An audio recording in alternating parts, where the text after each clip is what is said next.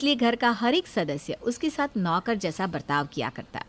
ऐसे ही एक दिन सुमन की बेटी कसक ऑफिस के लिए तैयार हो रही थी और राकेश के हाथों में अपना बैग थमाकर उसे कहती है, राकेश, आज तू मुझे कॉलेज छोड़ने चलेगा। कसक तो पागल हो गई है क्या?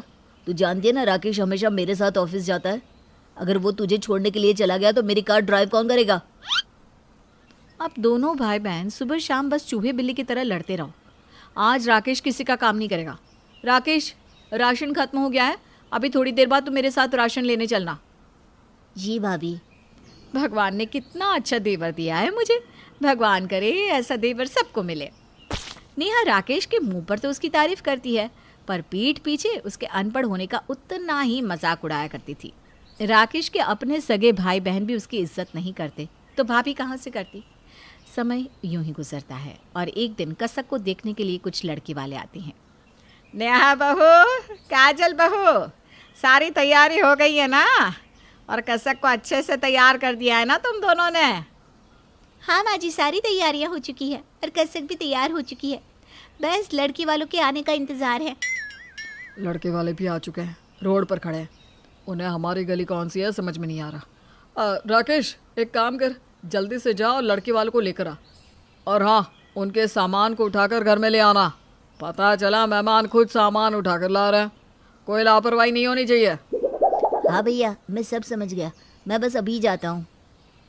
और देवर जी, आकर घर में मत बैठ जाना। पता चला बिना कुछ किए मुफ्त का खाना खा लिया है।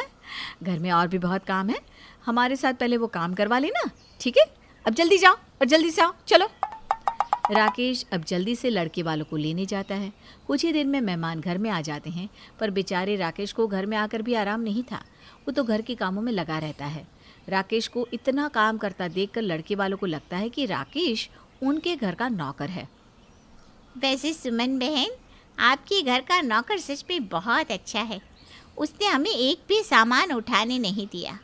बेचारा बच्चा अकेले ही सब लेकर आया और आते ही फिर घर के कामों में लग गया। आजकल के ज़माने में इतना वफादार नौकर कहाँ मिलता है।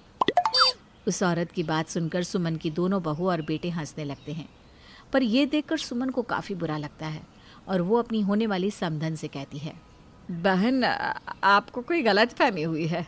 राकेश हमारे घर का नौकर नहीं है, वो मेरा सबसे छोटा बेटा है। क्या? छोटा बेटा? और उसकी ये हालत, वो भी अपने ही घर में? माफ़ करना बहन जी, पर मुझे लगा कि वो इस घर का नौकर है। जिस तरह से घर के सभी लोग उसे ऑर्डर दे रहे थे, मुझसे गलती हो गई। कोई बात नहीं आंटी जी, सबको ये गलत फहमी हो जाती है। आखिर हमारे देवर जी की हैसियत कुछ ऐसी है। बहू, आप लोग बैठे क्यों हैं? कुछ लीजिए ना। और बहू, तुम खड़ी क्या हो? सारा काम क्या राकेश ही करेगा? अब जाओ, जाकर मेहमानों के लिए कुछ खाने का इंतजाम करो। सुमन अपनी बहुओं को आंख दिखाकर वहां से भगा देती है, पर सुमन के घर का ऐसा वातावरण देखकर घर आए मेहमानों को इस रिश्ते से ऐतराज़ हो जाता है और वे लोग बहानेबाजी करके वहां से चले जाते हैं, जिस वजह से कसक का रिश्ता नहीं हो पाता और इसका दोष कसक अपने छोटे भाई राकेश पर मलती है। अनपढ़ कहीं के, ये सब कुछ तेरी वजह से हुआ है। हमारे घर में सब पढ़े लिखे हैं सिवाय तेरे।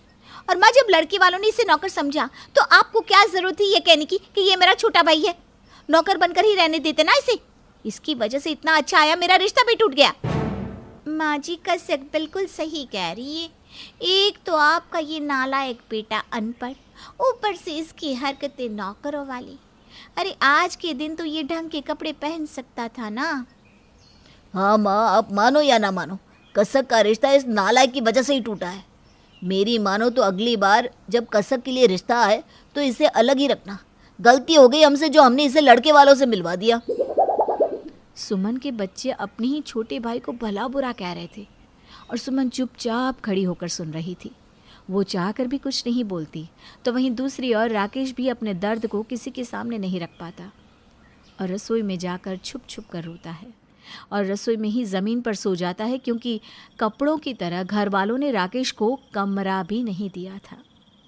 राकेश की ऐसी हालत देखकर सुमन को बहुत बुरा लगता है और आखिरकार उसे एहसास होता है कि उसने कितनी बड़ी गलती की अपने छोटे बेटे को ना पढ़ा लिखा कर। अरे क्या हुआ भाग्यवान, इतनी उदास क्यों हो? रिश्ता ही तो था, नहीं हुआ तो क्या हुआ। अपनी कसक बिटिया के लिए इससे भी अच्छे घर का रिश्ता आ जाएगा। हमारी बेटी बहुत होशियार है।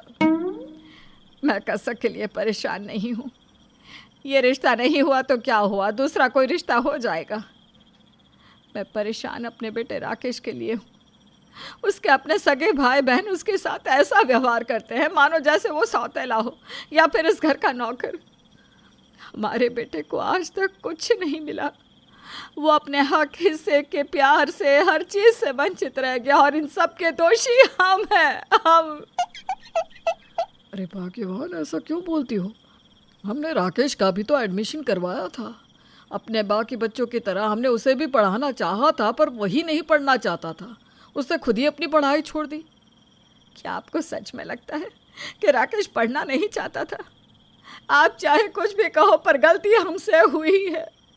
जब आपका बिजनेस डूबा तब हम अपने किसी भी बच्चे को सही शिक्षा नहीं दे पा रहे थे और हमारे किसी भी बच्चे ने हमारी मजबूरी नहीं समझी। पर राकेश ने अपनी पढ़ाई छोड़ दी और आपके साथ छोटी सी उम्र में ही काम करने लगा और इसका नतीजा ये निकला कि हमारा सबसे छोटा बेटा अनपढ़ रह गया और हमारे बाकी बच्चों ने तरक्की कर ली। और शायद इसीलिए हमारे बाकी बच्चे हमारे राकेश के साथ ऐसा दुर्व्यवहार करते हैं। इतना बोलकर सुमन फूट फूट कर रोने लगती है। सुमन की आंखों में आंसू देखकर दिलीप को बहुत बुरा लगता है और वो चुपचाप सो जाता है। पर आधी रात को दिलीप की आंख खुलती है और जब वो पानी लेने के लिए रसोई घर में जाता है तो वो देखता है कि उसका बेटा ज़मीन पर बिना कुछ बिछाए लेटा हुआ है। अपने बेटे को ज़मीन पर गर्मी में सोता देख अब दिलीप को भी अपनी गलती का एहसास होता है। सुमन, तुम सही कह रही थी। हमने अपने बेटे राकेश के साथ बहुत नाइंसाफ़ी की है, पर अब हम कुछ नहीं कर सकते। हम चाह कर भी उसे उसका हिस्सा नहीं दे सकते क्योंकि हमारे बाकी बच्चे उसकी ज़रा भी कद्र नहीं करते। हे भगवान, मेरे बेटे की खुशियाँ अब तेरे हाथ में है। सुमन अपने बेटे को उसके हिस्से का हक दिलाना चाहती थी, पर वो चाहकर भी ऐसा नहीं कर पा रही थी क्योंकि सुमन और दिलीप खुद अपने बेटे और बहू के भरोसे पल रहे थे। समय यूं ही बीतता है और कसक की शादी हो जाती है और कसक के जाने के बाद नेहा और काजल अपने पतियों के साथ मिलकर राकेश के साथ और भी बुरा व्यवहार करते हैं। दीदी क्या करूँ, रात का खाना फिर से बच गया। कल भी खाना फेंकना पड़ा था, लगता है आज भी खाना फेंकना पड़ेगा। अरे काजल, तो पागल हो गई है क्या? खाना फेंकने की क्या ज़रूरत थी? ये सांड किस दिन काम आएगा? क्या ज़रूरत है इसे ताज़ा खाना खिलाने की? कल से घर में बचा हुआ बासी खाना इस गेंडे को दे देना। खाना बर्बाद नहीं होना चाहिए। अब क्या था, काजल घर का सारा बचा हुआ बासी खाना राकेश को खाने के लिए दे देती है। राकेश जब खाने में बासी खाना देखता है तो वो अपनी भाभी से कहता है, भाभी ये तो रात का खाना है, आज खाना नहीं बनाया क्या घर में? माफ़ करना देवर जी, खाना ख़त्म हो गया। और वैसे भी अगर सब ताज़ा खाना खाएंगे तो रात का बचा हुआ कौन खाएगा? अब रोज़ रोज़ खाना फेंक तो नहीं सकते ना। इतना बोलकर काजल वहाँ से चली जाती है। ये सब कुछ सुमन और दिलीप अपनी आंखों से देखते हैं और ये देखकर उन्हें बहुत बुरा लगता है। दिलीप तो कुछ नहीं कहता, पर सुमन अपने बेटे के साथ ये नाइंसाफ़ी बर्दाश्त नहीं कर पाती और अपनी बहू से कहती है, बहू ये क्या है? जब घर में सब ताज़ा खाना खा रहे हैं तो राकेश के लिए बासी बचा कुचा खाना क्यों? वो इसलिए माँ जी क्योंकि आपका लाडला दुलारा बेटा कुछ काम धंधा नहीं करता। ये घर हमारे पतियों के पैसों से चल रहा है। और माँ जी मुझे तो एक बात समझ में नहीं आ रही, आज से पहले तो आपको कभी फ़र्क नहीं पड़ा, फिर आज आपकी ममता कहाँ से जाग पड़ी। जो चीज़ जैसे चल रही है वैसे चलने दीजिए माँ जी। बहू, तुम सब जो कर रहे हो ना राकेश के साथ, वो अच्छा नहीं कर रहे। भगवान सब देखता है। भगवान की लाठी में आवाज़ नहीं होती, पर जब उसकी लाठी बोलती है ना तो अच्छे अच्छे लोग रास्ते पर आ जाते हैं। मेरा बेटा चुपचाप तुम लोगों का अत्याचार सहता रहता है, पर उसकी बीवी नहीं सहेगी। माँ जी, एक अनपढ़ इंसान से कौन सी पढ़ी लिखी लड़की शादी करेगी? जैसा आपका बेटा है वैसे ही आपकी होने वाली बहू भी आएगी। नेहा और काजल राकेश का मजाक बनाकर वहाँ से चली जाती हैं। सुमन चाहकर भी अपने बहुओं को नहीं रोक पाती। अब समय यूं ही बीतता है और राकेश के लिए लड़की देखी जाती है। नेहा और काजल पूरी कोशिश करती हैं कि राकेश की शादी उसी की तरह किसी बेवकूफ़ लड़के से हो, पर अफसोस काजल और नेहा जिस लड़की को बेवकूफ़ समझकर राकेश की शादी करवाती हैं, वो लड़की तो पढ़ी लिखी और तेज़ तर्रार निकलती है, जो अपने ससुराल में आकर देखती है कि उसके पति के साथ कितनी नाइंसाफ़ी की जा रही है। माँ जी, मेरा कमरा कहाँ है?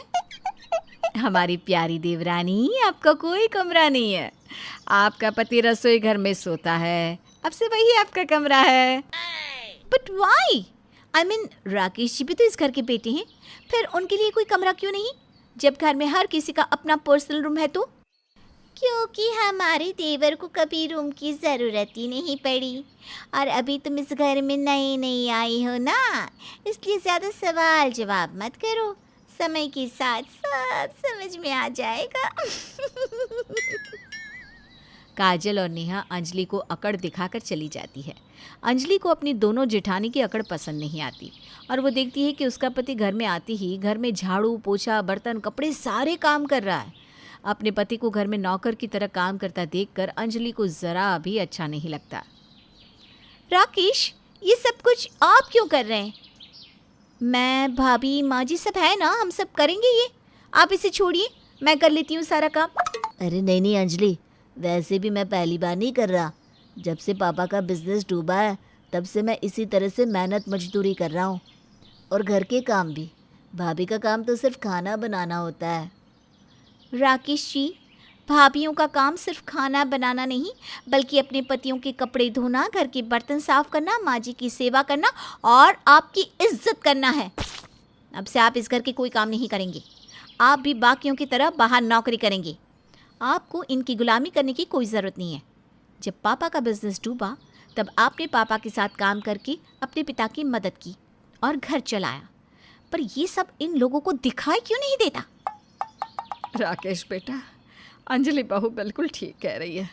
हमसे गलती हुई जो उस समय हमने तुझे पढ़ाया नहीं और घर की जिम्मेदारी तेरे सर पर रख दी, जबकि घर की जिम्मेदारी तो इस घर के बड़े बेटों को उठानी चाहिए थी। कोई बात नहीं माँ। अंजलि आते ही अपने पति को घर के काम करने से रोक देती है और अपने जेठ का ड्राइवर बनने से भी। अंजलि के कहने पर राकेश घर का कोई काम नहीं करता और बाहर जाकर नौकरी की तलाश करता है। ये सब देखकर काजल और नेहा को बहुत गुस्सा आता है और वो अंजलि से लड़ने लगती है। तुम आखिर खुद को समझती क्या हो? हाँ, भूलो मत, तुम गांव की गवार देहाती हो जिसे हम इस शहर में लेकर आए। अरे तुम्हें तो हमारा धन्यवाद करना चाहिए। माइंड योर लैंग्वेज भाभी। माना कि मैं गांव से हूँ, पर आप भी भूलो मत कि मैं आपसे ज़्यादा पढ़ी लिखी हूँ और राकेश जी अच्छे लड़के हैं। मैंने राकेश जी से शादी उनकी अच्छाई देखकर की थी, क्वालिफिकेशन देखकर नहीं। और मेरे पति आप लोगों से ज़्यादा समझदार हैं, वो घर चलाना भी अच्छे से जानते हैं, इसलिए वो घर के काम नहीं बल्कि बाहर जाकर काम करेंगे।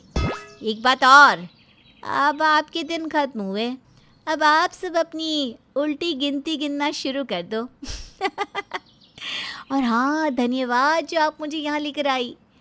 यहाँ आने के बाद कम से कम मुझे राकेश जी के बारे में तो पता चला। अंजलि आते ही अपनी दोनों भाभी और जेठ को सबक सिखाती है। ये देखकर नेहा और काजल को बहुत गुस्सा आता है पर उन दोनों की एक नहीं चलती। समय यूं ही बीतता है और एक दिन अंजलि देखती है कि उसकी दोनों भाभियां उसके पति को अपने पतियों का झूठा बचा हुआ खाना निकाल कर दे रही थी। ये देखकर अंजलि अपने गुस्से पर काबू नहीं रख पाती और अपने पति के लिए निकाला हुआ खाना डस्टबिन में फेंक देती है।